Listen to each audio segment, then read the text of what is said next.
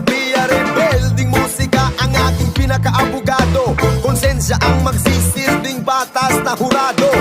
Hindi ko to dapat ipag walang kibo. Sa ganitong paraan hindi ako magdadalawang isip. Naisiwalat kung sino ang tunay na mga kriminal. At sobrang hangalang isip, wala nang ginawa kundi pagtaksila ng kasakiman. Gustong suluhin ang lahat ng yaman ng mahal kong Pilipinas sa kamay ng mga naka-uniformeng mandurugan. Sila ang tunay na mga sabog, sila ang tunay na mga bangag, sila ang tunay na mga praning, sila ang tunay na mga kriminal, sila ang tunay na mga sabog, sila ang tunay na mga... I check, ang Celebrity Sports Club ay hindi namang kongreso.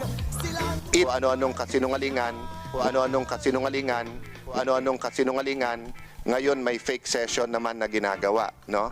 Kung valid yon, Banana Republic na tayo.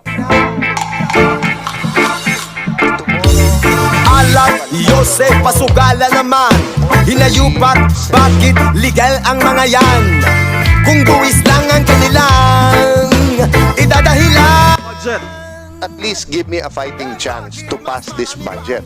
After we pass this budget, gusto nyong palitan ng speaker 10 beses, 20 beses, do it. Why not? Di ba? Kita nila 186, magbotohan tayo after the budget has been passed, then we will accept. Madali naman yan. It's really a numbers game, di ba? Really a numbers game, di ba? Really a numbers game, di ba?